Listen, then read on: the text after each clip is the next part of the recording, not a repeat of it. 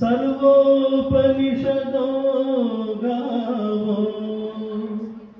दोग्धा गोपालनन्दनः पार्थो वत्सः सुधीर्भोक्ता दुग्धं गीतामृतं महत् दुग्धं गीतामृतं महत् यदा यदा हि धर्मस्य ग्लानिर्भवति भारत अभ्युत्थानमधर्मस्य तदात्मानं सृजाम्यहम् परित्राणाय साधूनां विनाशाय च दुष्कृतां धर्म संस्थापनार्थाय संभवामि युगे युगे संभवामि युगे युगे। जय श्री कृष्ण।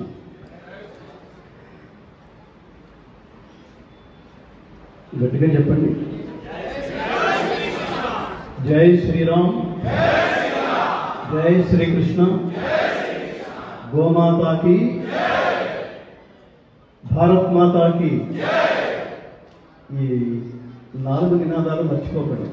ధర్మాన్ని ఆచరించి చెప్పి తను పరమాత్ముడుగా ప్రకటించుకోకపోయినా ధర్మాన్ని ఆచరించే ప్రతి ఒక్కరూ దైవంతో సమానం అని తన అవతారం ద్వారా జీవిత పరమార్థాన్ని ప్రపంచానికి చాటి చెప్పిన రాముడు పుట్టిన భూమిలో పుట్టాం, అందుకు గర్వపడాలి. ఇతర దేశాలు ఎవరు మా దేశంలో ఇలాంటి వాడు పుట్టాడని గర్వపడేంత మహనీయులు ఎవరూ లేరు. లౌకికంగా ఐఫోన్ కనిపెట్టిన వాడెవడు, రిక్షా కనిపి వీళ్ళు తప్ప ఏదైతే మనం వెళ్ళిపోయిన తర్వాత కూడా ఈ భూమి నుంచి నిత్య చిరంజీవులుగా నిజమైన కీర్తిశేషులుగా మిగిలిపోయేటన్ని లోకోపయుక్తకరమైన పనులు చేస్తే వాడు దైవంతో సమానం అని చెప్పిన వాడు రాముడు. అలా ప్రపంచంలో అత్యధిక ప్రాంతం అజ్ఞానాంతకాలంలో మునిగి ఉన్న సమయంలో అసలు జీవితం అంటే ఏమిటని గొప్ప పాఠం భగవద్గీత రూపంలో మనకి బోధించిన గీతాచార్యుడు, యూనివర్సల్ టీచర్, ఆ టీచర్ పుట్టిన భూమిలో పుట్టాం, అది భారతదేశం. ఇలాంటి గొప్పవాళ్ళు పుట్టిన, గొప్పవాళ్ళకి జన్మనిచ్చిన మాత కడుపున పుట్టాము, ఆ మాతే భరతమాత. అందుకని జై శ్రీరామ్ అనండి, జై శ్రీకృష్ణ అనండి, భారత్ మాతాకి జై అనండి. నాకు బాగా ఇష్టమైన విషయాలు పిల్లలు అంటే బాల్యం నుంచి పిల్లలకు నేర్పించవలసింది మాతృభాష, మాతృభూమి, మాతృ సంస్కృతి, మాతృదేశం. వీటి గొప్పతనం బాల్యం నుంచే కనుక మనం నేర్పిస్తే ఇవాళ గోమాత కోసం మీటింగ్లు పెట్టుకోవాల్సిన స్థితి రావడం అనేది అదృష్టం కాదు మిత్రులారా, దురదృష్టకరమైన విషయం. తల్లిని గుర్తు చేస్తున్నామంటే ఒక సభ పెట్టి తల్లిని గుర్తు చేయాల్సి వస్తుందంటే మనకి పాత రోజుల్లో చూడండి, పెద్దవారి శిక్ష ప్రారంభించగానే ఆ అంటే అమ్మ, ఆ అంటే ఆవు, అంటే తల్లి తర్వాత అంతటి స్థానాన్ని గోమాతకిచ్చి, గోమాత మిగతా ప్రపంచం అంతా గోవుని బీఫ్ అనే చర్మచక్షువు నుంచి చూస్తుంటే, కుసంస్కారం నుంచి చూస్తుంటే, భారతదేశం ప్రపంచానికి అంటే సర్వభూతస్థమాత్మానం సర్వభూత నిచాత్మని ఈక్షతే యోగయుక్తాత్మ సర్వత్ర సమదర్శన. ఒక గోవునే కాదు, మనం సర్వసాధారణంగా ఒక మాట మాట్లాడుతుంటారు చూడండి, మానవ సేవే మాధవ సేవ. ఎంత దారుణమైన మోషన్ అది, ఎవడరా చెప్పింది నీకు అది? మానవ సేవే మాధవ సేవ అంటే అర్థం ఏమిటంటే మానవ సేవ మాత్రమే మాధవ సేవ అనే విషయం రావటం లేదు, అక్కడ అర్థం రావటం లేదు. కానీ పరమాత్ముడు ఏమని చెప్తున్నాడంటే ఆత్మౌపమ్యేన సర్వత్ర సమం పశ్యతి యః అర్జున సుఖం వా యది వా దుఃఖం సయోగి పరమోమతః. నిన్ను ఒక్కడవే కాదు మిత్రులారా, మనుషులు ఒక్కడనే ఆరాధించడం, పూజించడం, ప్రేమించడం కాదు, సర్వ ప్రాణుల సుఖ దుఃఖాలని తన సుఖ దుఃఖాలతో పోల్చుకొని చూసేవాడు గొప్ప యోగి అని చెప్పబడుతున్నాడు అంటాడు శ్రీకృష్ణ పరమాత్మ. అంటే ఎంత లోతులకు వెళ్ళిపోయిందంటే, నిన్ను నువ్వు ఎలా ప్రేమించుకుంటున్నావో 84 లక్షల రకాలలో జీవరాశుల్లో కూడా పరమాత్మను దర్శించగలిగే స్థితి కనుక వస్తే దీని సంస్కారం అంటారు. ఇంటర్నెట్లో అన్నీ ఉంటాయి, సంస్కారం తప్ప. అది ఒక భారతదేశంలో మాత్రమే దొరుకుతుంది మిత్రులారా.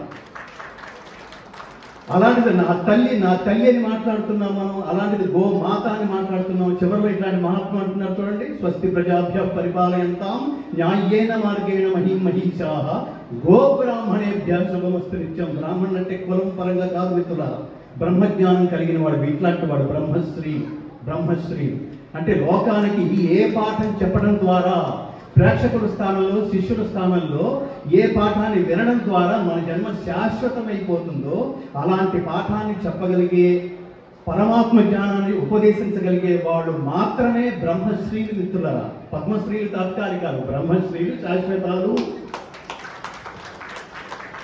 కాబట్టి పద్మశ్రీలు ట్రై చేస్తే వస్తాయి, బ్రహ్మశ్రీలు ట్రై చేస్తే రావు. కృషి చేస్తే వస్తాయి, సాధన చేస్తే వస్తాయి. ఇది గుర్తుపెట్టుకోవాలి. అయితే ఇవాళ యాక్చువల్గా నిజానికి ఈ వేదిక మీద ఉన్న మహాత్ములందరూ, వీళ్ళ మహాత్ములు ఎందుకు అంటున్నాం అంటే సభా మర్యాద కోసం కొంతమంది అంటూ ఉంటారు. కానీ నిజంగా ఈ వేదిక మీద నేను ఎప్పుడు ఒక విషయాన్ని గుర్తు చేసుకుంటాను మిత్రులారా. మీరు జాగ్రత్తగా వినండి, ఎవరైతే ఆచరిస్తారో వాళ్ళకి మాత్రమే మైక్లో మాట్లాడే అర్హత ఉంటుంది, లేదా సమాజానికి చెప్పే అర్హత వస్తుంది. ఎవరైతే ఆచరించి మాట్లాడతారో వాళ్ళ వాక్కుకి మాత్రమే సమాజాన్ని నడిపించే శక్తి ఉంటుంది. ఆచరణ లేకపోతే, సాధన లేకపోతే, నిస్వార్థపరత్వం కనుక లేకపోతే నీ వాక్కుకి ఆశీర్వదించే శక్తి ఉండదు మిత్రులారా. ఊరికే 4 చెవుల నుంచి అంటాం శతమానం భవతి, అయిపోతుందా? దీర్ఘ సుమంగళి భవ, బతికిపోతుందా? కుదరదు. మీరు నిత్యము మీరు లేస్తూనే ఏ పరమాత్ముడి సన్నిధిలో అయితే కూర్చుని మీరు దైవాన్ని ఆరాధిస్తారో ఆ శక్తిని పుంజుకుంటారో, ఆధ్యాత్మిక శక్తి. అధ్యాత్మ విద్యానాం అంటుంది గీత. విద్యలన్నింటిలో కంటే శ్రేష్టమైంది అధ్యాత్మ విద్య. అధ్యాత్మం అంటే ఈ దేహం గురించి, అది ఆత్మ అంటాం. ఆత్మ విద్య తెలుసుకోవడమే అధ్యాత్మం. రెండవ అర్థం అధ్యాత్మం అంటే, ఆది భౌతికం అంటే అర్థం ఏమిటంటే ఈ శరీరం గురించి చింతన. ఎలా తయారైంది, ఏముంది ఇందులో, మనస్సు ఏమిటి, బుద్ధి ఏమిటి, ఆలోచించేందుకు, తర్కించేందుకు మనస్సు, నిర్ణయం తీసుకునేందుకు బుద్ధి. ఈ రెండు లేకపోతే మనం ఎంత చెప్పినా వాడు ఆలోచించట్లేదురా అనే విషయంలో వాడికి మనసు లేదురా అని మాట్లాడతాం. మనం ఎంత చెప్పినా వాడు కరుణించకపోతే, వాడు ఆచరించకపోతే, వాడికి మనం సహాయం చేయడానికి ముందుకు రాకపోతే వాడికి బుద్ధి లేదురా అంటాం. ఈ మనస్సుని బుద్ధిని రెండు చైతన్యం చేసి ఆత్మజ్ఞానం ఎవరికైతే ఉంటుందో, ఆత్మజ్ఞానం అంటే అర్థం ఏమిటి, పరమాత్ముడు ఏ శక్తులైతే మనకిచ్చాడో ఈ శక్తులన్నీ తిరిగి లోకానికి ఖర్చు పెట్టగలిగేవాడు మాత్రమే దైవంతో సమానం. ఇది గుర్తుపెట్టుకోవాలి. ఈ దైవంతో సమానమైన దైవజ్ఞులు సమాజానికి ఇవ్వడానికి జీవిత ప్రారంభం నుంచి అదే సాధనలో ఉన్న మహర్షులు ఈ వేదికను అలంకరించిన మహాత్ములు. అందుకని వీళ్ళందరికీ పాద నమస్కారాలు చేస్తూ, నేను జీవితంలో 39వ ఏట భగవద్గీతలోకి నేను ఎప్పుడైతే వచ్చానో, జీవితం అంటే ఇది కాదు, జీవితం అంటే బతికున్న కాలంలో బతికుండటం కాదు. అవి క్రిమి కీటకాదులు పశుపక్షాదులు కూడా బతికే ఉంటాయి. బతికుండటం అంటే మనం మరణించిన తర్వాత కూడా లోకం మన గురించి చెప్పుకుంటూనే ఉంటే, త్యాగయ్య, క్షేత్రయ్య, అన్నమయ్య, రామదాసు, శ్రీకృష్ణదేవరాయలు ఇలాంటి వాళ్ళతో లేరనుకుంటూనే మళ్ళీ మనం మాట్లాడుకుంటున్నామంటే దాని అర్థం ఏమిటంటే వాళ్ళు జీవన రహస్యం తెలుసుకున్నారనమాట, జీవిత పరమార్థం తెలుసుకున్నారనమాట. ఏమిటా పరమార్థం అంటే, వెళ్ళిపోయే లోపల దేవుడిచ్చిన శక్తిని కొంత లోకానికి, అంత లోకానికి ఇచ్చేసి సెటిల్ చేసేరా, నీ అకౌంట్ సెటిల్ చేసుకో. అది చెప్తోంది గీత. నహి కళ్యాణ కశ్చిత్ దుర్గతిని తాత గచ్చతి. ఎవడైతే స్వకల్యాణం కోసం ఆలోచిస్తాడో వాడున్నంత కాలమే బతికుంటాడు, వాడితో అవసరం ఉన్న వాళ్ళ మధ్యలోనే బతికుంటాడు. ఎవడైతే లోక కళ్యాణం కోసం ఆలోచిస్తాడో వాడు లోకం ఉన్నంత కాలం నిత్య చిరంజీవిలాగా ఉండిపోతాడని చెప్తోంది గీత. ఇవాళ నేను ఇవన్నీ అవుట్ ఆఫ్ సిలబస్ అయిన ఎందుకు మాట్లాడుతానంటే, ఇవాళ నిజానికి మనం పొద్దునే లేస్తూ వందే మాతరం అంటాం కదా, అవునా? కానీ ఇవాళ మనం అనుకోవాల్సింది వందే గోమాతరం. అలా అనుకుంటూ లేవాలి, తల్లిని స్మరించుకున్నట్టే. అట్లా బ్రహ్మశ్రీ బంగారయ్య శర్మ గారు ఈ వేదికని అలంకరించి వారు మాట్లాడితే ఆశీస్సులు అందించినట్టే. నేను ఇందాక యదా యదా హి ధర్మస్య ధర్మం ఎన్ని రూపాల్లో ఎన్ని పాదాల్లో ఉంటుందో, ఎన్ని పాదాలలో చలిస్తూ ఉంటుందో, అదంతా ధర్మ మార్గంలోనే నడుస్తూ తమ జీవితం పొరపాటున పక్కకి వెళ్ళి మనం సంసారం అంటున్నాం. సంసారం అంటే కోరికలతో కూడిన ప్రయాణం. జనన మరణ రూప చక్రం ఏదైతే ఉందో అది సంసారం. ఈ సంసార బాధలో పడితే, సంసార చక్రంలో పడితే యువతలకు వచ్చి ధర్మ మార్గాన్ని తప్పుతామేమోనని ఆ సంసార మార్గం నుంచి దూరంగా ఉండి దేనికి దగ్గరగా ఉంటే పరమాత్మకు దగ్గరగా ఉంటామో జీవిత ప్రారంభంలోనే ఆ స్పృహ కలిగి ఉండి ఆ ధర్మాచరణలో కొన్ని వేల మందిని, లక్షల మందిని తన ఉపన్యాసాల ద్వారా, తన చైతన్యపూరిత ప్రసంగాల ద్వారా ప్రపంచాన్ని ప్రభావితం చేస్తున్న నేను అడ్మైర్ అయ్యే, ఆయన ప్రతి ప్రసంగం నాకు స్ఫూర్తిదాయకం. అలాంటి బంగారయ్య శర్మ స్వామి గారు భవిష్యత్తులో అతి త్వరలో వారు స్వామివారు కాబోతున్నారు. పెద్ద స్వాముల ఆశీస్సులతో వారికి ఈ వేదిక ముఖతః నేను పాదాభివందనం చేస్తూ, అలాగే ఇందాక వారు మాట్లాడి చైతన్య ప్రసంగం చేసి ఆయన కూడా అంతే. ఏమిటి సమాజం అంతా ఎలా ఉందంటే మరి నాకేమిటి అనే స్థితిలో ఉంది మిత్రులారా. ఎవడైతే ఎవరన్నా 10 మంది కనిపిస్తే నాకేమిటని ఆలోచించాడో వాడు ముష్టి వాడితో సమానం. ఎవరైతే 10 మంది మధ్యలోకి వెళ్ళి నీకేమిటి, నేనేం చేయాలి, నీకేమిటి అని ప్రశ్నిస్తున్నాడో వాడు దైవంతో సమానం మిత్రులారా. అలాంటి వాడు వెతుక్కోవాల్సి వస్తుంది. చాలా దురదృష్టం ఏంటంటే బొట్టు పెట్టుకుంటాం, కానీ అసలు బొట్టు అంటే ధర్మానికి సంబంధించింది కదా, సంస్కృతికి సంబంధించింది కదా, దాని పుట్టింది కదా సంప్రదాయం. వాడు బొట్టు ఉంటుంది, కానీ వాడు అడ్డగడ్డంగా వాడు బొట్టు పెట్టుకుంటూనే లంచాలు తీసుకుంటాడు. నేను వాడు చెప్పదలుచుకుంది ఏంటంటే, ముఖ్యంగా తల్లి గురించి చెప్పవలసిన దురదృష్టకరమైన రోజుగా దీన్ని నేను భావిస్తున్నాను. కానీ అయినా సరే గుర్తు చేయాల్సిన బాధ్యత నా మీద ఉంది అని తన జన్మంతా నేను ఎలా అయితే నా జీవితం అంతా భగవద్గీత ప్రయాణమే, నా జీవితం అంతా భగవద్గీత ప్రచారమే, నా జీవితం అంతా స్వార్థరహిత ఉత్తమ సమాజ నిర్మాణం కోసం భగవద్గీత ప్రచారం తప్ప ఇంకొకటి నా జీవితం కాదు అని నేను ఎలా అయితే గుర్తించానో అలాగే గోపాలుడు అన్నాం. గోహో అంటే భూమి అని అర్థం, గోహో అంటే గోవు అని అర్థం. ఈ భూమి మీద పుట్టిన గోవుకి సంబంధించిన సంస్కృతి, సంస్కారం, సంప్రదాయాన్ని ప్రపంచంలో చిరస్థాయిగా దాన్ని నిలబెట్టడమే నా జీవిత పరమార్థం అనుకుని ఇంకొక వ్యక్తి నాకు ఈ మధ్యనే పరిచయం అయ్యాడు. ఆయనే ఇక బాలకృష్ణ గురుస్వామి. ఎక్కడున్నాడు బాలకృష్ణ? నాకు ఆయన మా భగవద్గీత కార్యాలయానికి వచ్చినప్పుడు నన్ను ఆహ్వానించినప్పుడు సాక్షాత్తు కృష్ణుడే నన్ను ఆహ్వానించిన అనుభూతి కలిగింది మిత్రులారా.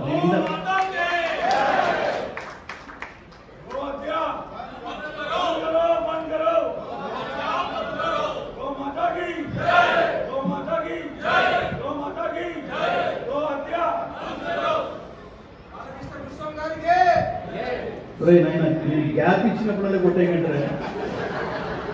గ్యాప్ ఇవ్వాలంటే భయమేస్తుంది నాకు. అలా వివి లక్ష్మీనారాయణ గారు ఏమిటంటే, ఎవరికన్నా వీళ్ళందరినీ ఏమంటారంటే, నాకేమో భగవద్గీత పిచ్చ, ఈ బాలకృష్ణకి గోవుల పిచ్చ, లక్ష్మీనారాయణకి ప్రజలకి ఏదో సేవ చేయాలని ఉద్యోగం వదిలేశాడు. ఇక మామూలు పిచ్చ కాదు అది. బంగారయ్య శర్మ గారికి ఇదేదో జ్ఞానం పిచ్చ. ఈయన నా పక్కన కూర్చున్నాడు. నాకంటే ఇంకా తక్కువ ఏజ్లో, ఈయన పేరు శ్రీనివాస స్వామి, విద్యారణ్య శంకర విద్యాభారతి గో సంరక్షణ సంఘం పేరుతో, గో సంరక్షణ శాఖ పేరుతో కొన్ని వందల గోవుల్ని అసలు ఇప్పుడు మనం ఒక నెలకి అయ్యే ఖర్చు, మన ఫ్యామిలీకి అయ్యే ఖర్చు మహా అయితే ఒక 40,000 50,000.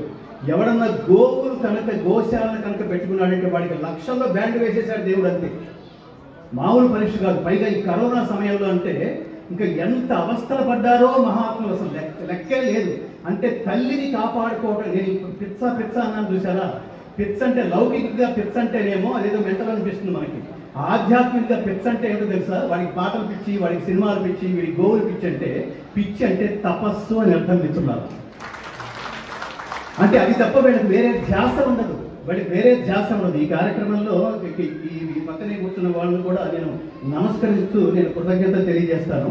ఈ ఆకుతోట రామారావు గారు, గుండా మల్లయ్య గారు, రమేష్ గుప్తా గారు, ఆయన అయితే అసలు పూర్తిగా చిరంజీవి స్వామి వారి పక్కన ఉంటూ, నేను ఆయన పక్కనే కాదు, ధర్మం ఎక్కడ ఉంటే ఆ ధర్మం పక్కనే నేను ఉంటానని చెప్పి ఎవరైతే ధర్మజ్ఞులు ఎవరైతే ఉన్నారో, ధర్మ మార్గంలో ఎవరైతే ఉన్నారో మనం అడగం ఆయన్ని. మీరు ఆయన ఒకసారి వెళ్ళి టచ్ చేయండి.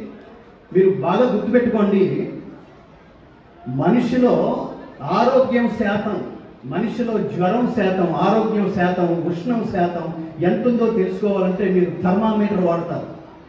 పాలలో దాని ఏమంటారు, పాలలో నిజాయితీ శాతం, పాలలో నిజాయితీ శాతం ఎంతుందో మనం కనిపెట్టాలంటే లాక్టోమీటర్ వాడతాం. అలాగే మనిషిలో ధర్మం శాతం ఏమిటో తెలుసుకోవాలంటే దానగుణం ఎంతో పరిశీలిస్తాం. ఆ దానగుణం ఉన్న వ్యక్తి ఇవా మహాత్ముడు రమేష్ గుప్తా. కొందరికి పోస్టులు అలంకారం ఇస్తున్నారు. ఆ పోస్టులోకి వెళ్తే వాడు సంపాదిస్తూ ఉంటాడు, ఎవరికి పెట్టడు, వాడు ఎవరికి పెట్టడు. నేను ఎప్పుడు ఒక విషయం చెప్తుంటాను మిత్రులారా, ఉండటం అంటే డబ్బు ఉండటం కాదు, మనస్సు ఉండటం. డబ్బంతా ఎవరి దగ్గర ఉంది? దుర్యోధనుడి దగ్గర. పేరు ఎవరికి వచ్చింది? కర్ణుడికి. ఏమని? దాన కర్ణుడు. మరి ఈ దానం చేసిన డబ్బంతా ఎవరిది? దుర్యోధనుడిది. ఎవరి డబ్బు? సొమ్మురాది. వాడికి వీడికి తేడా ఏమిటి? వాడికి మనసు ఉంది, వీడికి మనసు ఉంది, వాడికి లేదు. వీడికి బుద్ధి ఉంది, వాడికి లేదు. అంటే అర్థం ఏంటంటే, మీరు చూడండి, ఎవరికైతే ఇచ్చే గుణం ఉందో వాడిని మాత్రమే సమాజం దేవుడుగా, తుల్యుడుగా ఆరాధిస్తుంది, పూజిస్తుంది, గౌరవిస్తుంది. అయ్యా మీరు దేవుడయ్యా అంటే అర్థం ఏమిటంటే, ప్రత్యక్షమైన దేవుడు తపస్సు చేసిన జీవుణ్ణి ఉద్దేశించి ఒక విషయం అడుగుతాడు. ఒకటే మాట, నాయన నరుడా ఏమి నీ కోరిక అంటాడు. వీడు పెద్ద లిస్ట్ ఒకటి జేబులో పెట్టుకుని కూర్చుని తపస్సు కూర్చుంటాడు. దేవుడు ప్రత్యక్షం కాగానే లిస్ట్ అంతా ఓపెన్ చేసి అదంతా చదువుతాడు. దేవుడు అంత టెన్షన్ పడకుండా తథాస్తు అంటాడు. అంటే అర్థం ఏంటంటే, దీని లక్ష్యార్థం ఏమిటంటే, దేవుడు ఇచ్చేసి వెళ్ళిపోతాడు. లక్ష్యార్థం ఏమిటంటే, మనిషి కూడా తీసుకోగలిగే స్థితి నుంచి ఇవ్వగలిగే స్థితికి ఎదిగితే మనిషే జీవుడే దేవుడు, అంతే. ఇవాళ హిందువులకి బాగా గుర్తుపెట్టుకోండి, ప్రపంచానికి జ్ఞానం ప్రసాదించిన భారతదేశం ఇవాళ జ్ఞానం అంటే ఏమిటో తెలుసుకోవాల్సిన దుస్థితిలో ఉంది మిత్రులారా. ఇది గుర్తుపెట్టుకోవాలి. నేను ఎప్పుడూ ఒక విషయం సీరియస్గా ఆలోచిస్తుంటాను, తీవ్రంగా మదన పడుతుంటాను. ఆ విషయం ఏమిటంటే, how to convert Hindus into Hinduism. హిందువుల్ని హిందువులుగా మార్చడం ఎలా? ఎంత దారుణం అది. ప్రపంచంలో మీరు బాగా గుర్తుపెట్టుకోండి, ప్రపంచంలో హిందూయిజం అత్యంత బలమైంది మిత్రులారా.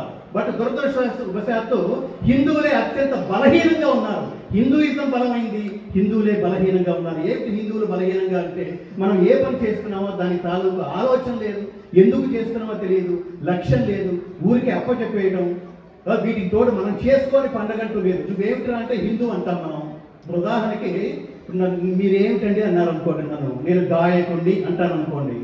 గాయకుడు అనగానే మీరు గాయకుడని నేను ఎలా నమ్మాలండి అంటారు మీరు అనుకోండి. అప్పుడు నేను వెంటనే ఏం చేస్తాను? పరిత్రాణాయ సాధూనాం వినాశాయ చ దుష్కృతాం ధర్మ సంస్థాపనార్థాయ సంభవామి యుగే యుగే.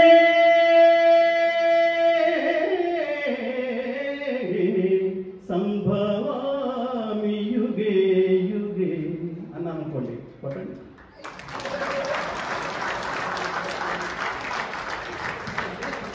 అలా అన్నా అనుకోండి. అవునండి మేము నమ్మాము, మీరు సింగరే అంటారు మీరు. ఇప్పుడు నేను అడుగుతాను మిమ్మల్ని, చెప్పండి, మీరు హిందూ అని మీరు ఎలా నిరూపించుకుంటారు చెప్పండి. ఇప్పుడు నేను నిరూపించుకున్నాను కదా, హిందూ అని మీరు ఎలా నిరూపించుకుంటారు చెప్పండి.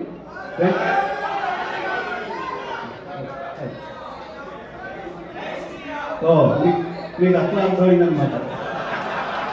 మీకు ఎలా అర్థం కావాలో చెప్తాను వినండి. వెంకటేశ్వర స్వామి గుడికి పెడతారు, ఏం ప్రార్థిస్తున్నారు చెప్పండి. ఒక శ్లోకం వచ్చా.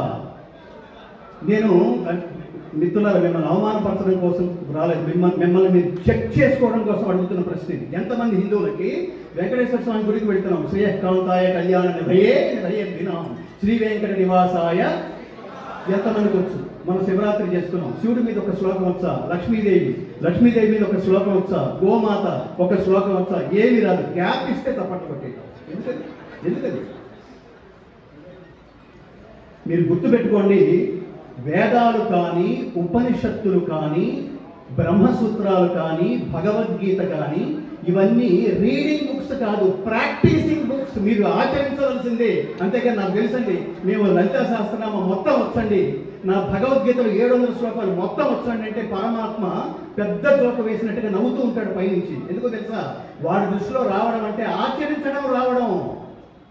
మొన్న కూడా విన్నాను చూడండి, ఎవరో మహాత్ములు గురువుల మీద ఒక ఉపన్యాసం చేస్తూ గురువుల్ని ఎగతాళిగా మాట్లాడి, శివాటికి శివుడు లేడని, శివుడు మేము ఆరాధించం, విష్ణు మాత్రమే, శివుడి మీద పగబట్టేయటం, శివుని ఆరాధించిన వాళ్ళని మీద కూడా ద్వేషం చూపించటం. మనం ఏ స్థితిలో ఉన్నట్లు లెక్క?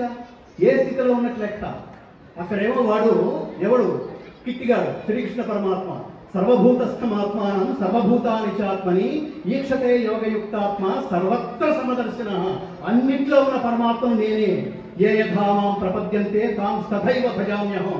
నువ్వు ఏ రూపంలో ఏ రూపంలో కోరుకుంటే, ఏ రూపంలో పూజిస్తే ఆ రూపంలో నేను అనుగ్రహిస్తున్నాను. ఇది పరమాత్మ మహద్వాక్యం.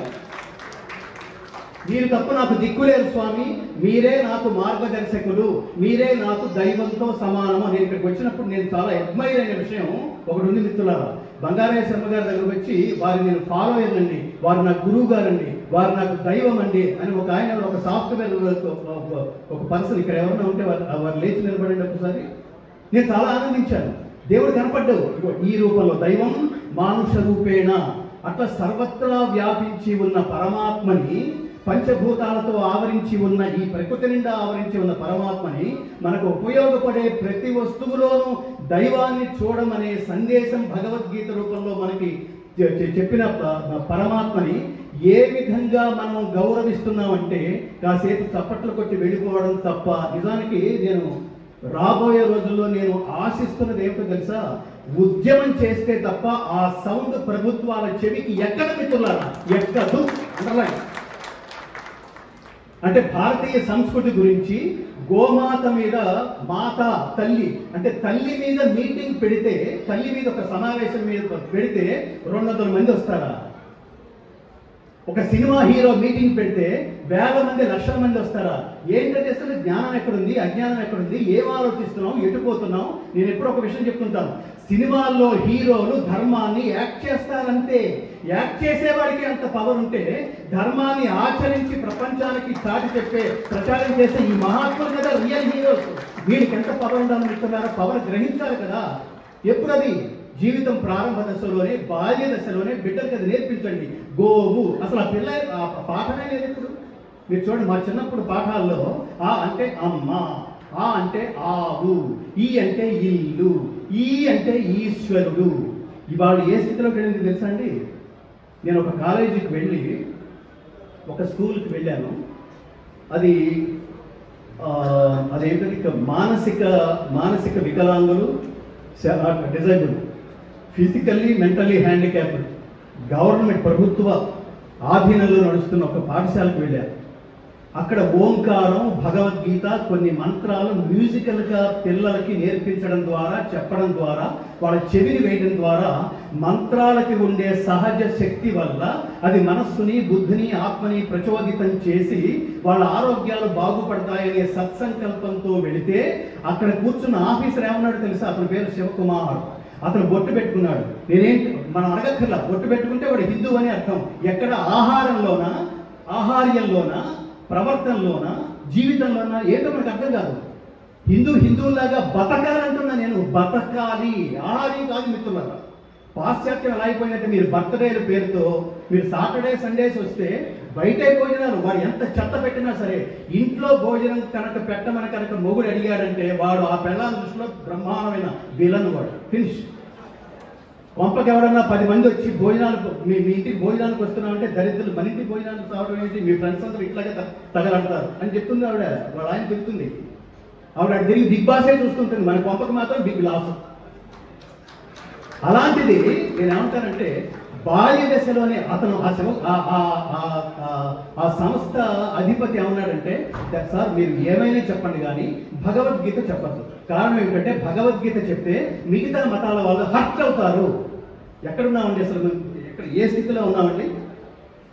నేను పాశ్చాత్య దేశాలు వెళ్ళినప్పుడు, నేను ముఖ్యంగా ఈ ముస్లిం కంట్రీస్కి వెళ్ళినప్పుడు జయ కృష్ణ ముకుంద మురారి, జయ గోవింద బృంద విహారీ, కృష్ణ ముకుంద మురారి అని పాడుతుంటే పరిగెత్తుకుంటే లేచొచ్చాడు ఒక ఆయన. సార్ మీరు పొరపాటు వేరే దేవుడి పాట కనుక ఇక్కడ పాడితే మిమ్మల్ని నన్ను ఇద్దరిని అంటే ఈ ప్రోగ్రామ్ ఆర్గనైజ్ చేసిన వాళ్ళని అందరినీ కలిపి కృష్ణ జన్మస్థానంలో తోస్తారు సార్ వీళ్ళు అన్నాడండి. వేరే దేవుడు ఏంటి చెప్పండి? ఎవడు ఏ దేవుడు చూశాడు చెప్పండి? హిందూ దేవుడు చూశాడా? ముస్లిం దేవుడు చూడగలదా? ఇంకోటి ఎవడన్నా వాడి దేవుడు చూడగలరా? పంచభూతాలను చూడగలరా? శక్తిని చూడగలరా? దానికి ఎంత తపస్సు చేయాలి? బహునాం జన్మనామంతే జ్ఞానవాన్ మాం ప్రపద్యతే అంటున్నాడు కదా. ఎన్ని కోట్ల జన్మలు ఎత్తితే భగవత్ సాక్షాత్కారం జరుగుతుంది. అలా జరిగిన తర్వాత దేవుడు భలే ఉన్నాడ్రా అని చెప్పడానికి నువ్వు ఉండవు. ఎందుకంటే దాని పేరు మోక్షం కాబట్టి వెళ్ళిపోతావు వాళ్ళు. మళ్ళీ ఇక్కడికి వచ్చి చెప్పడానికి ఉండవు. అంత సాధన అవసరమైన మార్గంలో ఎక్కడున్నారా మిగతా ప్రపంచం అంతా? మనం ఎక్కడున్నాం? మనం కాబట్టి మన ఐడియాలజీ ఏమిటంటే మనమందరము ఒక్కటే, మనందరికీ ఒక్కడే. ఇది భారతీయ సిద్ధాంతం. ఇది కదా ప్రపంచానికి చెప్పాల్సింది. మనమందరము అంటే మొత్తం సర్వ ప్రాణులు 84 లక్షల రకాల జీవరాశులు ఒక్కటే. మనందరికీ ఈ సృష్టించిన సృష్టికర్త అయిన పరమాత్మ ఒక్కడే. ఏ పేరైనా పెట్టుకోవాడికి ఈ తత్వం కనుక తెలియకపోతేనే ఈవెన్ స్వామీజీతో సహా నా దగ్గరకు వచ్చి నేను మాత్రమే నా మార్గం మాత్రమే అన్నాడంటే అతనికి ఆధ్యాత్మికత వంట పట్టలేదని అర్థం. ఎప్పుడైతే వంట పట్టలేదో అతను ఇంకా ఆ కర్మ మార్గంలోనే ఉన్నాడని అర్థం. ఎప్పుడైతే కర్మ మార్గంలో ఉండి ఇంకా వంట పట్టించుకోని స్థితిలో ఉన్నాడో అతనికి ఆశీర్వదించే శక్తి లేదని అర్థం. ఫినిష్. ఈ అధ్యాత్మ విద్యని బాల్య దశ నుంచే బిడ్డలకు నేర్పించగలిగితే ఇవాళ అసలు ఇట్లాంటి తల్లిని ప్రేమించండి, తల్లిని పూజించండి, తల్లిని ఆరాధించండి.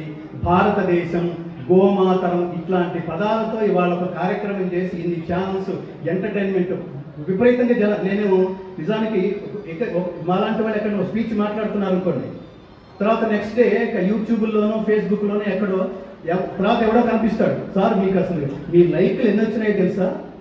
70 లక్షల లైక్లు సార్ 2 అవర్స్లో. ఏమిటది? వస్తే ఏమిటి? సో వాట్ నువ్వు ఆచరించినప్పుడు సో వాట్? మీరు భగవద్గీతలో చెప్పేది, వేదిక మీద పెద్దవాళ్ళు చెప్పేది, టీచర్లు స్కూల్లో చెప్పేది మరంతా విని బయటకు వచ్చి సమాజంలోకి ఎప్పుడైతే వస్తామో ఆ చెప్పిన దానికి తద్విరుద్ధంగా సమాజం ఉంటుంది మిత్రులారా. చాలా విచిత్రం అది. ఇందులో ఇంకా ఆలోచించవలసిన విషయం ఏమిటంటే మనం ఇంట్లో ఉంటే మన పేరు కుటుంబం, అదే మనం రోడ్డు మీదకి వస్తే సమాజం. ఇంట్లో సరిగ్గా పెరగట్లేదు, మనం పిల్లల్ని పెంచట్లేదు, వీళ్ళే సమాజంలోకి వస్తున్నారు. ఇంట్లో వాళ్ళు దరిద్రంగా ఉంటే వాళ్ళు సమాజంలోకి వచ్చి కొన్ని లక్షల మందిని ప్రభావితం చేసి సమాజాన్ని సర్వనాశనం చేస్తారు. ఇంట్లో ఒక్కడిని మంచిగా పెంచండి, వాడు స్కూల్ అంతా బాగు చేస్తాడు. సమాజంలోకి వచ్చి వాడు ఒక్కొక్క వివేకానంద స్వరూపంలాగా ప్రసరిస్తాడు. అది కదా తెలుసుకోవాల్సింది. వీళ్ళందరూ ఈ మహాత్ములందరూ చెప్పారు. టిటిడి రాములు గారు వారు ఎంత బాగా మాట్లాడారంటే నేను టిటిడిని కూడా అభ్యర్థించవలసింది ఏంటంటే ఇందాక చెప్పాం, ఖర్చు ఒక మనిషి తనకి తాను పోషించుకోవడానికి ఖర్చు సరిపడని ఈ రోజుల్లో. ఇదివరకు విద్య మనం చదువుకుంటున్నాం అనేవాళ్ళు. ఇప్పుడు చదువుకుంటున్నాం కదా, మన దగ్గర డబ్బు లేదు మిత్రులారా. డబ్బు లేదు మన దగ్గర. అక్రమంగా సంపాదించేవాడు మాత్రమే డబ్బు సంపాదించగలుగుతున్నాడు. దాని సెకండ్ థియరీ వేరనుకోండి, అశాంతస్య కుత సుఖం. డబ్బు సంపాదించేవాడికి సుఖం ఉంటుందో తప్ప శాంతి ఉండదు. సరే, ఆ శాంతి ఎక్కడ దొరుకుతుందో మళ్ళీ భగవద్గీత చెప్తుంది, త్యాగాత్మ శాంతి అనంతరం. త్యాగం వల్లే శాంతి లభిస్తుంది. ఆ త్యాగం అంటే ఏమిటి? కర్మఫల త్యాగం. కర్మఫల త్యాగం అంటే ఏమిటి? నువ్వు పని చేసి దాని తాలూకు ఫలితం పరమాత్మ కల్పిస్తే వాడు మాత్రమే కర్మఫల త్యాగి, వాడే కర్మయోగి.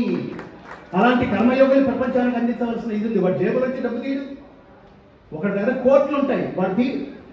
ఒకటి దగ్గర రూపాయి కూడా ఉండదు, కానీ ప్రపంచం అంతా మొబిలైజ్ చేసి గొప్ప గొప్ప పనులు చేస్తుంటాడు. అంటే ఏంటి? ఇందాక చెప్పినట్టుగా మనసు ఉండాలి మిత్రులారా. ఆ మనసుండే బిడ్డలు కనుక పెంచితే ఇవాళ తల్లి ఇంత నిరాదరణగా, నేను అసలు కొన్ని మాటలు మాట్లాడుతున్నప్పుడు దుఃఖం పొంగుకొస్తుంది మిత్రులారా. దుఃఖం పొంగుకొస్తుంది వినేవాళ్ళలో కూడా. అదేమిటో తెలుసా? గోవులు గర్భంలో ఉన్న గర్భస్థ శిశువుల పిండం, ఈ పిండాలు ముస్లిం కంట్రీస్కి ఎగుమతి చేస్తే అది చాలా రుచిగా ఉండి వాటికి ఎక్కువ డిమాండ్ మిత్రులారా. ఇది వింటే మహాపాపం కదా, ఇది వినడమే మహాపాపం కదా. ఎవడమ్ముతున్నాడు వీళ్ళని? ఎవడమ్ముతున్నాడు వీటికి? ఈ వజ్రశాలలకి తరలించే వాళ్ళు ఎవరు? వాళ్ళు హిందువులే. అసలు వీళ్ళు హిందువులు అన్నది వాళ్ళు. హిందూయిజాన్ని సనాతన ధర్మ మార్గంలో ప్రవర్తించే వాడిని మాత్రమే హిందువు అన్నాడు. మిగతా ఊరికే మనుషులు అంతే. వీళ్ళు ఏమంటారంటే ద్విపాద పశువులు అంటారు. ద్విపాద పశువులు. ఎందుకని ఇతర దేశాల్లో ఇప్పుడు మనం రోజు చూస్తున్నాం, 10 రోజుల నుంచి మనకి మనశ్శాంతి లేకుండా ఆ యుద్ధాలు ఏంటి? వెంటనే యుద్ధానికి కాలుదవడం ఏంటి? ఒరులేయవి యొనరించిన నరవర అప్రియము తన మనమ్మునకగు తానురులకు నవి సేయకునికి పరాయణము పరమధర్మ పదములకెళ్ళను. ఇతరులకు ఏం చేస్తే, ఇతరులు నీకేం చేస్తే నీకు ఆనందం కలుగుతుందని అనుకుంటున్నావో అది నువ్వు తిరిగి ఇతరులకు చేయి. ఇతరులు నీకు ఏం చేస్తే బాధ కలుగుతుంది అనుకుంటున్నావో అది నువ్వు ఇతరులకు చేయకు. ఇంతకంటే గొప్ప దేశం ఏదైనా ఉంటుందండి ప్రపంచంలో? నా దేశం కంటే నా దేశం ఇది బిడ్డలకు నేర్పించట్లా. Baa baa black sheep have you any wool, దానికంత బొచ్చుంటే మన పిల్లలకి ఎందుకు? బిడ్డకు ఇవే నేర్పిస్తున్నాం. హాట్ క్లాస్ వన్స్ 1 అయిపోయింది, 2 అయిపోయింది. బిడ్డలు చిన్నప్పటి నుంచి వాడికి బండి దోసుకుంటూ ఏమంటారు రొట్టెలు అమ్ముతాయి ఎలా, చిన్నప్పటి నుంచి అడుక్కోవడం ఎలా, అది నేర్పిస్తున్నాం వాడికి. ఇది నేర్పించట్లా. యదా హి ధర్మస్య వాడి ధర్మం మాట్లాడుతున్నాడు. ఇందాక ఈ మహాత్ముడు అన్నాడు ధర్మక్షేత్రే. అసలు మీకు గీతోపదేశం పేరుతో ప్రపంచాన్ని ప్రభావితం చేసే మహద్వాక్యం ప్రారంభమైందే ధర్మశబ్దంతో మిత్రులారా. ధర్మక్షేత్రే కురుక్షేత్రే ధర్మంతో ప్రారంభమైంది. భగవద్గీత ఎండ్ ఏ పదంతో తెలుసా? ధ్రువాని తిర్మతిర్ మమ. మొదటి పదం ధర్మ, చివరి పదం మమ. మమ ధర్మ. మమ ధర్మం ఏంటది? నా ధర్మం ఏమిటి? మనం పుట్టిన దగ్గర నుంచి మన ధర్మం ఏమిటి? తల్లిదండ్రులను కాపాడుకోవాలి. మాతృదేవో భవ పితృదేవో భవ. వెంటనే ఏమన్నాం? ఇగో గోమాత దేవో భవ. ఇవన్నీ కనుక మనం ఒకసారి ఆలోచించి మన బిడ్డలకి చెప్పగలిగితే, ఇవాళ నేను మాట్లాడుతుంది ఇక్కడ ఉన్న వాళ్ళకి మాత్రమే కాదు మిత్రులారు, ఇక్కడ ఉన్న వాళ్ళకి కానే కాదు. కారణం ఏంటంటే మీకు అన్నీ తెలుసు, గోవు గురించి అన్నీ తెలుసు. గోవు గురించి ఏది జీవిత ప్రారంభ దశలో నేర్చుకుంటే తర్వాత జీవితం అద్భుతంగా ఆలోచనాత్మకంగా ఉంటుందో ఆ ప్రపంచానికి ఆ బిడ్డలకి చెప్పాలి. దీని సారాంశం అది. రెండో విషయం నేను ఇందాక చెప్పినట్టు ఎక్కడో కట్ అవుతుంది. అది రెండో విషయం ఏమిటంటే, ఉద్యమం చేస్తే తప్ప ఆ టన్నుల సౌండ్ ప్రభుత్వానికి ఎక్కదు. రెండవది ఆ ఉద్యమం ఎలా జరగాలంటే, నిన్న నాకు ఎందుకు ఆలోచన వచ్చి బాలకృష్ణ స్వామికి చెప్పాను. బాలకృష్ణ స్వామి గురుస్వామి భారతదేశంలో ఈ గో సేవకి, గో ట్రస్ట్లకి సంబంధించిన ఏ ట్రస్ట్లు ఉన్నాయో అన్నిటినీ ఏకీకృతం చేసే ప్రయత్నం చేసి వీటన్నిటిని ఒక తాట కిందకి తీసుకొచ్చి పెద్ద ఎత్తున ఒక ర్యాలీ నిర్వహించండి. గోరక్షతి రక్షిత ఒక ర్యాలీ నిర్వహించండి. ఈ ర్యాలీ ఏమవుతుందంటే మీడియా దృష్టిలో పడుతుంది. మీడియా అనేది నా దృష్టిలో దశావతారాలు అంటాం కదా, ఇది 11వ అవతారం. ఇది ఒక్క దెబ్బ కొడితే అది ప్రభుత్వాలు కూలిపోవచ్చు, ప్రభుత్వాలు నిలబడచ్చు, ప్రపంచానికి ఈ సౌండ్ వినపడవచ్చు. అంతటిది మీడియా చాలా శక్తివంతమైంది. దాన్ని మనం ఆ రకంగా ఎక్కడో ఒక ఎన్టీఆర్ గ్రౌండ్స్ కావచ్చు, ఇంకేదో గ్రౌండ్స్ కావచ్చు, కొన్ని లక్షల మంది అక్కడ ఈ గో చైతన్య సభ పేరుతో, గో జాగృత సభ పేరుతో ఒక సభ ఏర్పాటు చేయండి. ప్రభుత్వానికి తీసుకెళ్ళి మెమోరాండం ఇవ్వండి. ప్రభుత్వంలో పెద్దల్ని ఆ కార్యక్రమానికి ముఖ్య అతిథులుగా పిలవండి. మీరు మాట్లాడండి. ప్రభుత్వం ఇప్పుడు నేను మాట్లాడుతుంటే మీరు మధ్య మధ్యలో ఆపినప్పుడు చప్పట్లు కొడుతున్నారే. గొప్ప వాళ్ళు అదే వేదిక మీద మాట్లాడుతుంటే ఈ మధ్యలో కేసీఆర్ లాంటి ఒక ధర్మ మార్గంలో నడిచే ధర్మాత్ముడు వింటే అసలు స్పందించకుండా ఉంటాడా? తల్లి పాలు తాగని వాడు, తల్లిని గౌరవించని వాడు, గుర్తుపెట్టుకోండి, తల్లిని గౌరవించని వాడు, గో మహత్యం తెలియని వాడు ఈ దేశంలో ఎవడైనా ఉంటాడా? తెలిసి పెడచగిలి పెట్టిన వాడు ఉంటాడేమో కానీ గో మహత్యం తెలియని వాడు ఉంటాడు కదా. నేను ఇందాక చెప్పింది వరాహ పురాణంలో ఉన్నది. సర్వోపనిషదో గావో, ఎంత గొప్ప మాట అన్నాడు చూడండి. భగవద్గీత గురించి 2 చరణాల్లో అంటే 2 పాదాల్లో వివరించండి మహాత్మ అంటే వరాహ పురాణం చెప్తుంది. సర్వోపనిషదో గావో దోగ్ధా గోపాలనందన పార్థో వత్స సుధీర్భోక్త దుగ్ధం గీతామృతం మహత్. అంటే ఉపనిషత్తులన్నీ గోవులు, గోపాలనందనుడైన శ్రీకృష్ణ పరమాత్మ పాలు పితుకువాడు, అర్జునుడు లేగదూడ, మహత్తరమగు గీతామృతము పాలు, సద్బుద్ధికర జిజ్ఞాసులే ఆ పాలను త్రాగువారు. కాబట్టి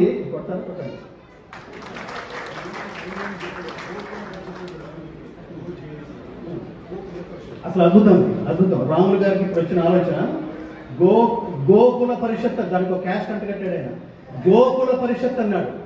ఆ గోకుల పరిషత్ పేరుతో గో జేఏసీ, అసలు అద్భుతమైన ఆలోచన. ఈ గో జేఏసీ పేరుతో గోవుల్ని కాపాడే పెద్ద ఉద్యమం. నిజానికి అసలు అల్కబీర్ హైదరాబాద్ లో శంకరాచార్యుల వారు ఏమంటారు విద్యారణ్య భారతీ స్వామి గారు, విద్యారణ్య గారు, భారతీయ తీర్థ స్వామి, భారతీయ తీర్థ స్వామి గారు, మీరు చూడండి జాతికి ఎలాంటి వాళ్ళు మాట్లాడితే శాపం అవుతుందో, ఎలాంటి వాళ్ళు ఏ మాట మాట్లాడితే అనుగ్రహం అవుతుందో, ఆశీస్ అవుతుందో ఒకసారి గుర్తుపెట్టుకోండి మిత్రులారా. ఆయన అల్కబీర్ అంటే గోవు నిత్యం కొన్ని వేల గోవుల వధ జరిగే చోటికి నేను పరమాత్మ అనుగ్రహంతో నిరంతరం స్వాధ్యాయాభ్యసనం చేయవ వాంగ్మయం తపముచ్యతే, నిరంతరం స్వాధ్యాయంలో ఉండి పరమాత్మ నాకు ఇచ్చిన శక్తుల్ని కొన్ని వేల మంది విద్యార్థుల్ని తయారు చేసే శృంగగిరి మీదే ఉండే నేను గోవధ జరిగే స్థలానికి రావాలా అని అన్నాడంటే, ఈ హైదరాబాద్లో ఉంటే మనకి ఎంత శాపం ఉండేది, హైదరాబాద్లో ఉండటం ఎంత శాపం అండి. ఒకసారి గట్టిగా ఛానల్స్కి వినిపించేట్టు కొట్టండి.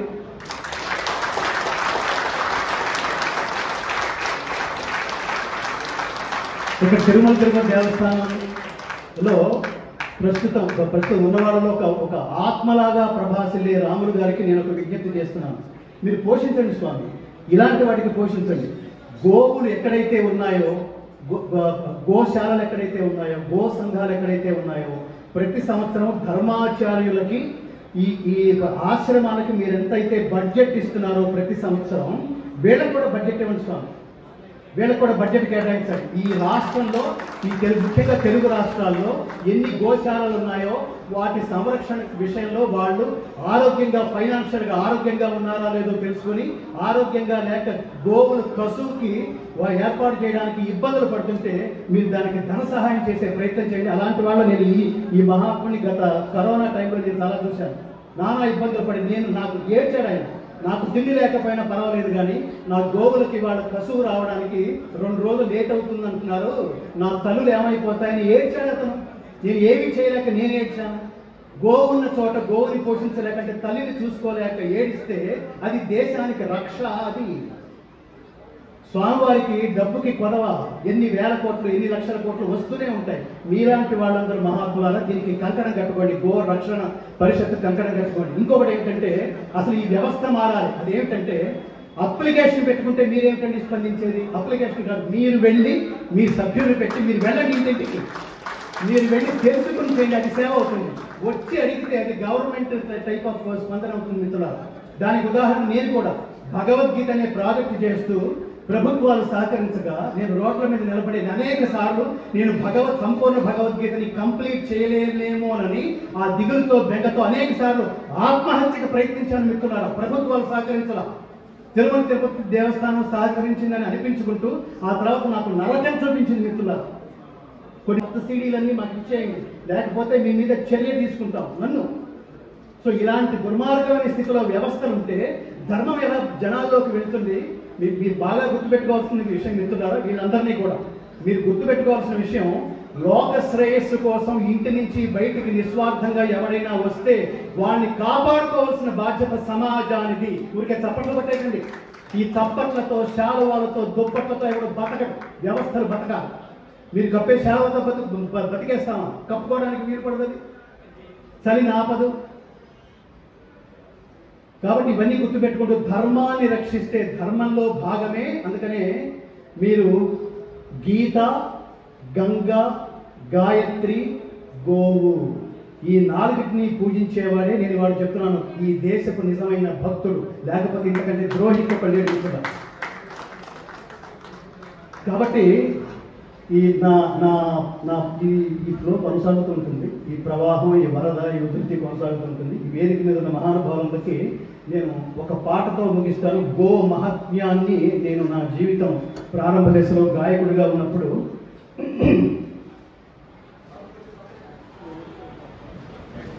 అలాగే నేను ఈ వేదిక మీద మాట్లాడుతున్నప్పుడు ఆర్తితో మాట్లాడిన ఆ స్వామి వారి పేరు నేను నమస్కారం స్వామి, ఆయన పేరులోని చైతన్యం, ధర్మ చైతన్యం. సో ఇవాళ ఈ కార్యక్రమంలో మనం ఎంతసేపు మనం పెద్దలు మాట్లాడగా మనం విని ఆనందపడ్డామో, ఇది ఆనందం కాదు, ఆచరణ పడాలి. ఆచరణకి ఉద్యమించకపోతే ఇక్కడ ఈ వేదిక మీద ఈ కేటాయించిన ఈ 3-4 గంటలు గుర్తుపెట్టుకోండి, సమయం వృధా అయిపోయినట్లెక్క. దీన్ని జనాల్లోకి తీసుకువెళ్ళాలి. గో మహాత్మ్యాన్ని, గో ఆధారిత, వాళ్ళ పెద్దవాళ్ళని చెప్పారు, మళ్ళీ నేను రిపీట్ చేయగల, గో ఆధారిత వ్యవసాయం వల్ల మనం తినే ఆహారం ఆరోగ్యాన్ని, ఉత్తమ ఆలోచనల్ని, సంస్కారాన్ని, తదుపరి జీవితంలో ఉత్తమ జన్మని ప్రసాదిస్తుంది. అక్కడ దాకా వెళ్తుంది. దీన్ని నమ్మి తీరాల్సిందే. ఇవాళ గుళ్ళల్లో, టెంపుల్స్లో కూడా ఎంతమంది ఈ దాని అంటారు గోతీర్థం ఇస్తున్నారో పెద్ద ప్రశ్నార్థకం. అది ఏ పాలో తెలియదు. ఈ మధ్యన జెర్సీ ఆవులు కూడా పెద్దవాళ్ళు చాలా చాలా సందర్భాల్లో చెప్పారు, జెర్సీ ఆవులుగా పరిగణించబడవు అని చెప్తున్నా కూడా దయచేసి ఆలోచించి పనిచేయండి మిత్రులారా. ఆలోచిస్తూ పనిచేయండి. ప్రజల్ని ఆలోచింపచేసేట్టు పనులు చేయండి. జీవితం అంటే అది. అంతే తప్ప మెకానికల్గా చేసేవాడు, తపస్సు లేకుండా చేసేవాడు, ఆత్మశుద్ధంగా పనులు చేయనివాడు ఎప్పటికీ మంచి రిజల్ట్స్ పొందలేడు, ఉత్తమ సమాజాన్ని నిర్మించలేడు. ఇది గుర్తు చేసుకుని ఆవుల్ని సఫర్ చేస్తే, ఆవుల్ని కష్టపెడితే మన జీవితాన్ని కష్టపెట్టుకున్నట్టే. ఆవుని కాపాడుకుంటే మనం ఈ రోజు ఈ వేదిక మీద నినాదం అంతా ఇదే చెప్తున్నారా, ఆవుని కాపాడుకుంటే మన తల్లిని కాపాడుకున్నట్టే, ఆవుని కాపాడుకుంటే మన ఆరోగ్యాన్ని కాపాడుకున్నట్టే, ఆవుని కాపాడుకుంటే మన భవిష్యత్తుని కాపాడుకున్నట్టే, ఆవుని కాపాడుకుంటే మన సంస్కృతిని, మన సంప్రదాయాన్ని, మన సంస్కారాన్ని కాపాడుకున్నట్టే. కాబట్టి ఈ అఖిల భారత గోసేవ ఫౌండేషన్ అధ్యక్షులు ఈ గోమాతరాన్ని కాపాడుతూ తన జీవితం ఇందుకే అనే స్పృహతో నిరంతరం పనిచేస్తున్న నిత్య శ్రామికుడు, తపస్వి బాలకృష్ణ గారికి పరమాత్ముడు ఆయుష్, ఆరోగ్యం, సంపద, విజయం, ఐశ్వర్యం, స్థిరమైన నీతి, ధ్రువాని తిర్మ అంటారు చూడండి. ఇందులో ఏమి సాధించాం? ఎవరు చప్పట్టు కొట్టి వెళ్ళిపోవడం తప్ప నెక్స్ట్ డే వీళ్ళందరూ వెళ్ళిపోయిన తర్వాత మళ్ళీ జేబు కడుగుకోవడం, రూపాయి లేకపోవడం, అడుక్కోవడానికి బయటికి వెళ్ళటం అనే స్థితిలో ఉన్నాడు అనుకోండి. ఈ ఆలోచనే తన నెక్స్ట్ జనరేషన్ కూడా, పిల్లలు చాలా తెలియగలవాడు, తల్లిదండ్రులు ఎలా బతుకుతున్నారో చాలా జాగ్రత్తగా వాడు పరిశీలిస్తూ బతుకుతారు. మా నాన్న ఏం సుఖపడ్డాడు అందులోకి వెళ్ళి, కాబట్టి నాకు అడక్కలేదు. సాఫ్ట్వేర్ ఇంజనీర్, వాడు ఆరోగ్యం సర్వనాశనం చేసుకుని ఆ ఇంజనీరింగ్ పేరుతో వాడు డబ్బు సంపాదిస్తూనే ఉంటాడు. వాడికి అశాంతస్య కుతస్సుఖం. తెల్లారుజామున 4 వరకు వాడు దొరుకుతుంటాడు తప్ప వాడికి నిద్ర పట్టదు. అలాంటి జీవితంలో కోట్లు సంపాదిస్తూ, లక్షలు సంపాదిస్తూ ఈ గొడ్డు మాంసం తింటే ఆ రాజసిక తామసిక లక్షణాలే వస్తాయి అని ప్రపంచానికి చెప్పినా వినని ప్రపంచం ఇవాళ యుద్ధాలతో ఎలా అయితే సర్వనాశనం అయిపోయే స్థితి ఉందో, సాత్విక ఆహారాన్ని మన శాస్త్రాలు ఏం చెప్తున్నాయంటే, సాత్విక ఆహారం భుజించండి, న్యాయార్జిత ఆహారం భుజించండి, దైవార్పిత ఆహారం భుజించండి, గో సేవలో జీవితాన్ని ధన్యం చేసుకోండి అనే నినాదాన్ని ఒకసారి దీన్ని ప్రసరిస్తూ ఈ గీతంతో నేను సెలవు తీసుకుంటాను. ఈ ట్రాక్ ఆన్ చేయండి.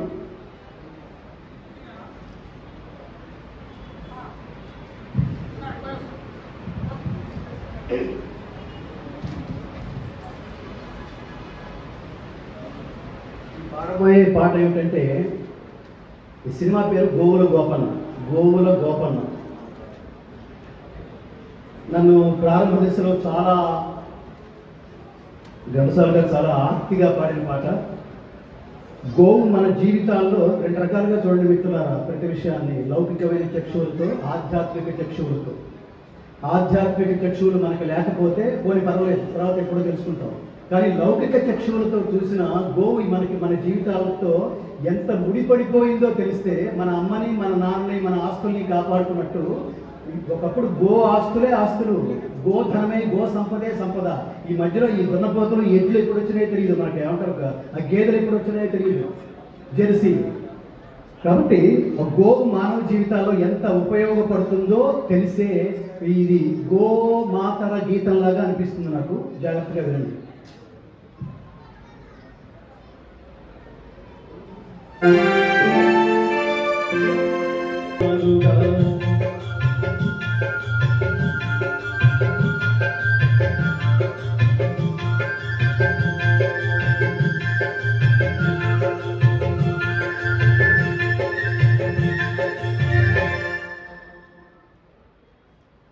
జై శ్రీకృష్ణ.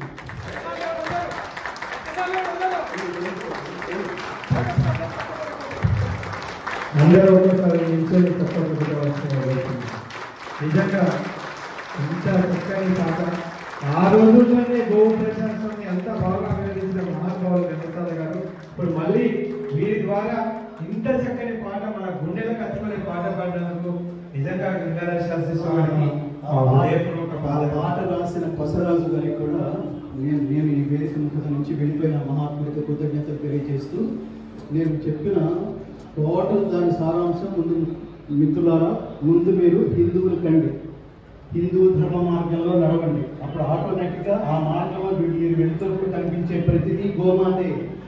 హిందూ మార్గంలో వెడితేనే గోవు తారసపడుతుంది తప్ప, గుర్తుపెట్టుకోండి. మీరు నిరంతరం ప్రయాణంలో ఉంటేనే మైల్ రాయి తగులుతుంది. హిందూ ధర్మ మార్గంలో ఉంటేనే గోవు తగులుతుంది.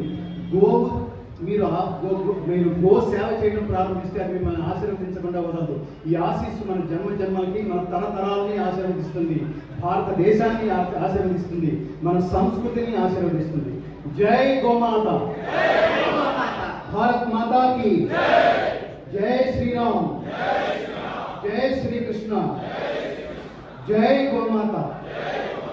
ఇంత విశేషమైన విశిష్టమైన అవకాశం బంగారే స్వామి గారికి, ఈ వేదిక మీద ఉన్న మహాత్ములందరికీ పేరు పేరున పాద నమస్కారాలతో జై శ్రీకృష్ణ. అందరూ దయచేసి కూర్చోండి.